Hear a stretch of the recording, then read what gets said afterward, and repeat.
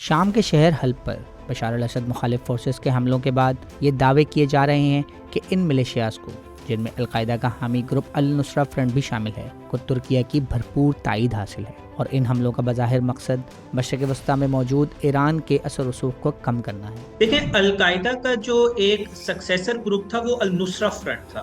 اور جو حیات تحریر الشام ہے اس میں النصرہ فرنٹ کے بھی کچھ ایلیمنٹ شامل ہیں، اور اس کے علاوہ جو باقی ریبل فورسز ہیں سیریا میں اس کے بھی ہیں۔ تو حیات تحریر الشام کو ہم یہ نہیں کہہ سکتے کہ یہ ڈائریکٹلی القاعدہ کا جو ہے وہ ایک سکسیسر گروپ ہے۔ ہاں، اس میں القاعدہ کے ایلیمنٹس بہرحال شامل ہیں، ادر ایکسٹریمسٹ گروپ بہرحال شامل ہیں، اس کے علاوہ کچھ کسی حد تک سیکولر یا نیشنلسٹک ایلیمنٹ بھی شامل ہیں، اور اس کو زیادہ تر سپورٹ جو ہے وہ ٹرکی ہی سے مل رہی ہے۔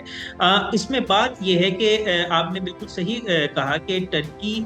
کو اس میں بیک لیش ضرور مل سکتا ہے، بلکہ اس وقت مل بھی رہا ہے، کیونکہ اس میں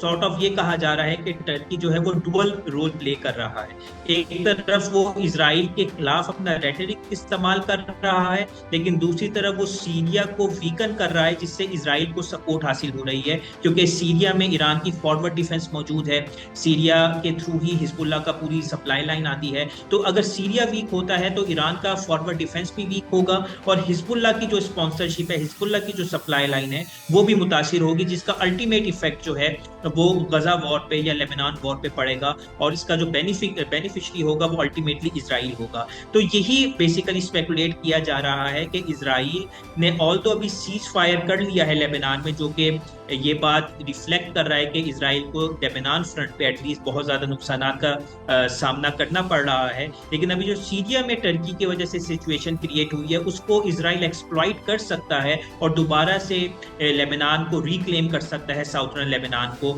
یا غزہ میں جو اپنے آپریشنز کو مزید انٹینسیفائی کر سکتا ہے۔ ترکیہ کی حالیہ کارروائیوں کی در پردہ حمایت کا مقصد ایران، عراق اور شام میں موجود کردوں کے اثر و رسوخ کو کم کرنا بھی ہے۔ جہاں تک کردوں کا تعلق ہے، دیکھیں کرد جو ہیں وہ اس وقت 4 ممالک میں واقع ہیں، جس میں ایران، عراق، شام اور ٹرکی شامل ہیں، اور ٹرکی کے علاوہ باقی تینوں ممالک میں کرد جو ہیں وہ ان کو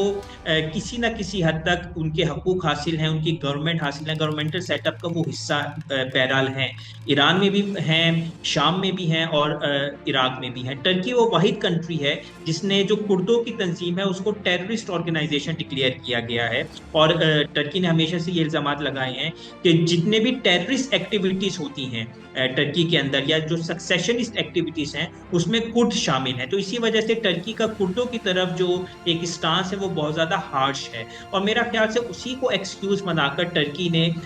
جو ناردرن سیریا ہے وہاں پہ اپنی فورسز بھیجی تھی تاکہ وہاں پہ ایک بفر زون کریٹ کیا جائے، اور یہی اسٹریٹجی اس کی عراق کی طرف بھی تھی کہ وہاں پہ بھی ایک بفر زون کریٹ کیا جائے۔ اب ایک طرف ٹرکی کے اپنے ایڈوائزرز، ملٹری ایڈوائزرز اور ملٹری فورسز بفر زون میں شامل ہیں، اور دوسری طرف ٹرکی جو ہے وہ ان ریبلز گروپ کو سپورٹ کر رہا ہے۔ تو ٹرکی ایک لانگ ٹرم اسٹریٹجی کے ساتھ یہ